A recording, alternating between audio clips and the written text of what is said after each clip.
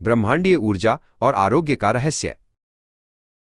हमारे प्राचीन ज्योतिष विज्ञान में मानव शरीर और ब्रह्मांड के बीच एक अटूट संबंध बताया गया है। जन्म कुंडली के 12 भाव हमारे जीवन के विभिन्न पहलुओं को दर्शाते हैं, जिनमें से पंचम, षष्ठम, अष्टम और द्वादश भाव हमारे स्वास्थ्य और रोगों की व्याख्या करने में सबसे महत्वपूर्ण भूमिका निभाते हैं।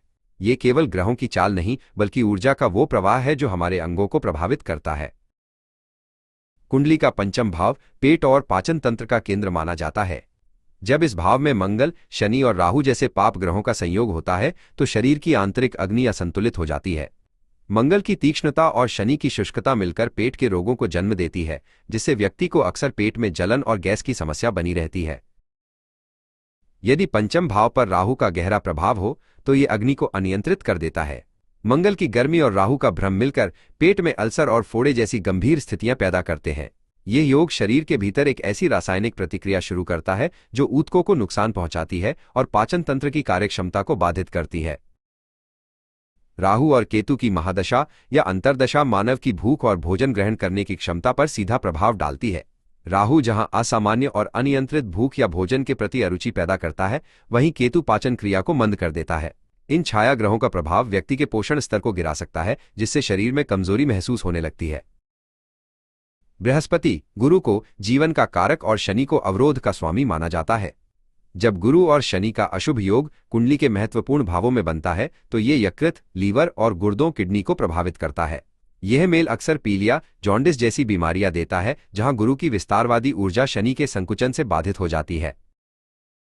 शनि और राहु का मेल मानसिक और शारीरिक आदतों को बुरी तरह प्रभावित करता है। ज्योतिषीय शोध के अनुसार इन दोनों ग्रहों की युति व्यक्ति को नशे, इंटॉक्सिकेशन की ओर धकेल सकती है। शनि की उदासी और राहु का भ्रम मिलकर व्यक्ति को वास्तविकता से दूर ले जाते हैं, जो अंततः यकृत और तंत्रिका तंत्र को गंभीर नुकसान पहुंचाता है। शुक्र ग्रह हमारे शरीर में तरलता और प्रजनन अंगों का स्वामी है। यदि शुक्र शनि के प्रभाव से पीड़ित हो या नीच का होकर अशुभ भावों में स्थित हो तो ये गुर्दों, किडनी की कार्यप्रणाली को बिगाड़ देता है। शुक्र की कोमलता जब शनि की कठोरता से टकराती है तो गुर्दे की खराबी या पथरी जैसी समस्याएं उत्पन्न होती हैं। क्षय रोग, टीबी का संबंध फेफड़ों और रक्त की शुद्धि से है। जब षष्ठम रोग भाव और अष्टम आयु संकट भाव के स्वामी ग्रहों का संबंध मंगल या राहु से बनता है तो शरीर की रोग प्रतिरोधक क्षमता क्षीण हो जाती है। ग्रहों का ये योग फेफड़ों में संक्रमण और लंबे समय तक चलने वाली खांसी का कारण बनता है।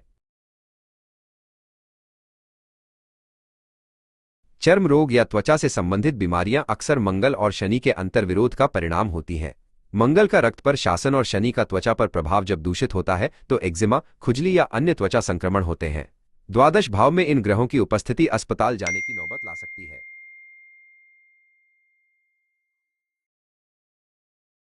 इन ब्रह्मांडीय शक्तियों का अध्ययन हमें केवल रोगों के प्रति सचेत नहीं करता, बल्कि हमें जीवन को संतुलित करने का मार्ग भी दिखाता है। ग्रहों के इस विज्ञान को समझकर हम उचित जीवन शैली और आध्यात्मिक उपचारों के माध्यम से अपने स्वास्थ्य की रक्षा कर सकते हैं। ये शोध हमें प्रकृति और सितारों के साथ सामंजस्य बिठाने की प्रेरणा देता है।